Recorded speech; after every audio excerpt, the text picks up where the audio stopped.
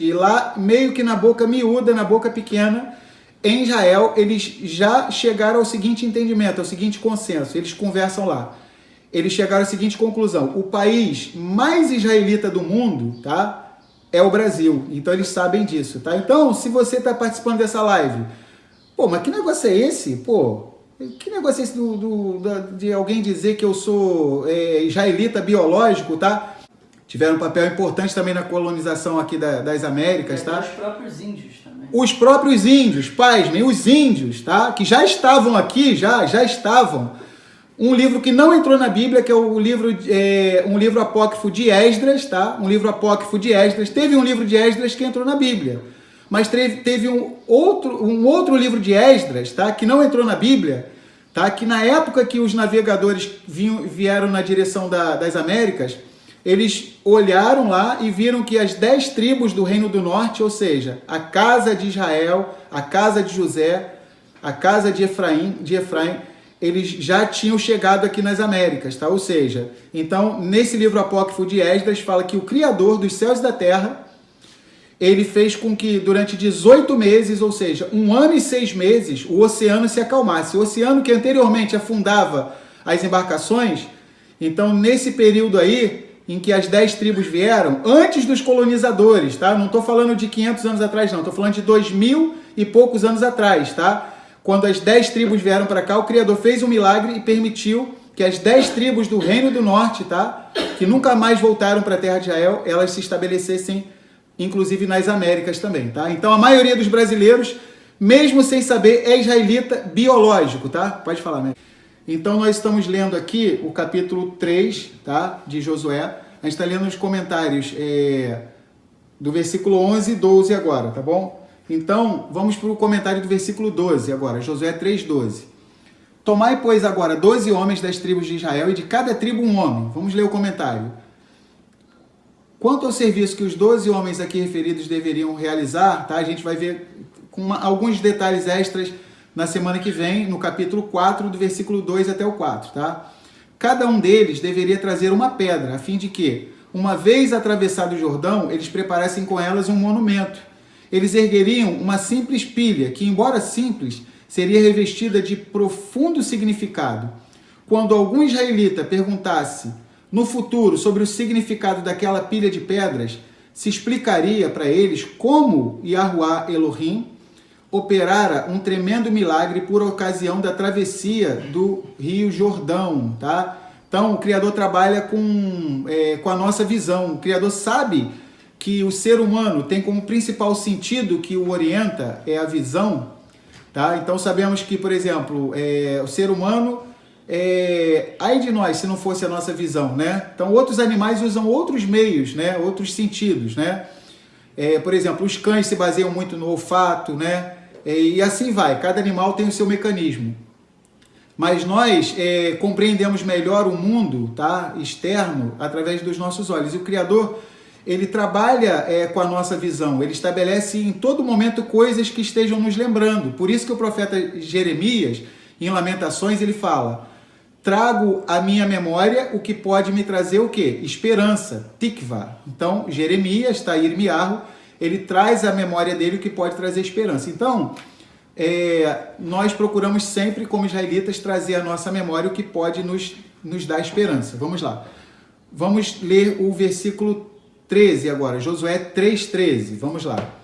Então, o Criador sempre vai estar montando audiovisual para a gente, algum audiovisual para que a gente possa compreender melhor o seu amor, a sua fidelidade, tá? Nós que somos israelitas, tá? Isso não é uma tradição israelita, isso é um mandamento que tem na Bíblia. Em Deuteronômio, capítulo 6, fala que nós temos que colocar nas nossas portas, tá, alguns textos da Bíblia, tá? Pode falar, Mary. Só lembrando assim, porque tem pessoas novas assim, o que acontece? Quando a gente fala israelita, né, a gente sabe que as tribos de Israel, elas foram divididas de acordo com o livro, né, de Reis, de uma maneira mais especial em Reis. Em 1 Reis, a divisão das 12 tribos, ou seja, 10 tribos formam o Reino do Norte, casa de Israel, Efraim, casa de José, de Yosef, e Judá, Benjamim e Levi formam o Reino do Sul, a casa de Judá. Israel, que era um país só, vira 2 países, tá?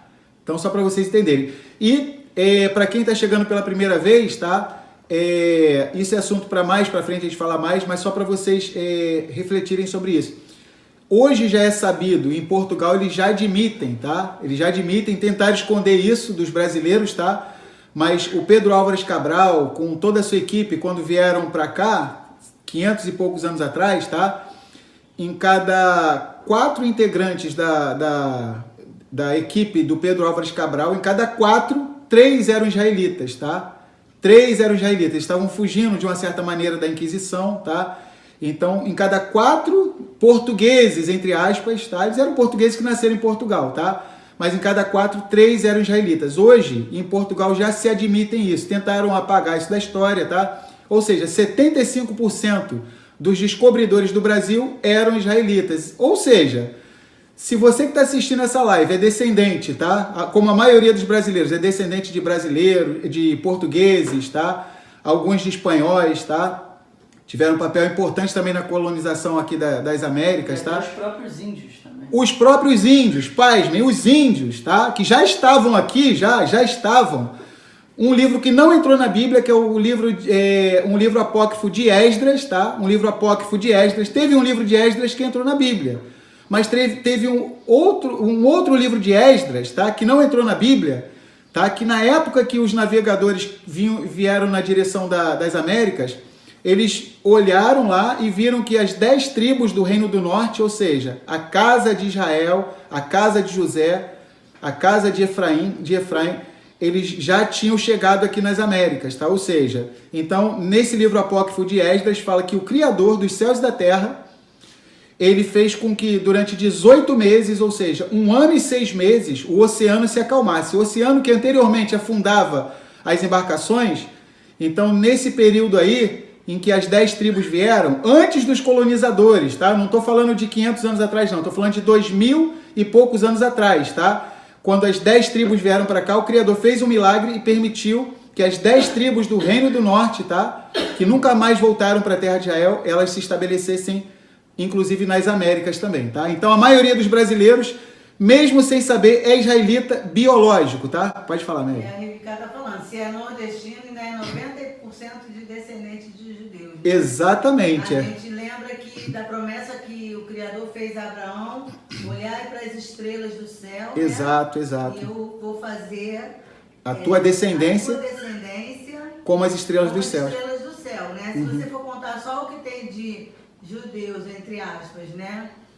É pouquíssimo, né? É pouquíssimo, né? Pouquíssimo, é verdade, é. É porque o próprio Estado de Israel, né? O país já reconhece que muitos israelitas estão espalhados pelo mundo. Né? Pelo mundo, exatamente. E lá, meio que na boca miúda, na boca pequena, em Israel, eles já chegaram ao seguinte entendimento, ao seguinte consenso. Eles conversam lá. Eles chegaram à seguinte conclusão. O país mais israelita do mundo, tá? É o Brasil. Então eles sabem disso, tá? Então, se você está participando dessa live, pô, mas que negócio é esse? Pô, que negócio é esse de alguém dizer que eu sou israelita biológico, tá? Então, por exemplo, o único povo na face da terra, tá? Que abençoava os seus filhos, tá? Quando iam sair de casa, quando chegavam, sempre foi o nosso povo de Israel. Vê que quem é da geração antiga tem aquele negócio, né? Benção pai, benção mãe, benção avô, benção avó, né? Mesma coisa, o único, ou seja, já demonstra, mesmo sem fazer o teste de DNA, que provavelmente a pessoa é israelita. O legal é a pessoa procurar na internet um estudo sobre as 2 casas de Israel. As 2 casas de Israel. Muito bom. Jim Staley. Crise de Identidade, o nome do vídeo. Crise de Identidade. No YouTube. Se você tem interesse de saber mais, né? Isso. É um vídeo muito bom. Extraordinário. É um pastor que ele explica esse detalhe, como as tribos se espalharam pelos 4 cantos da terra.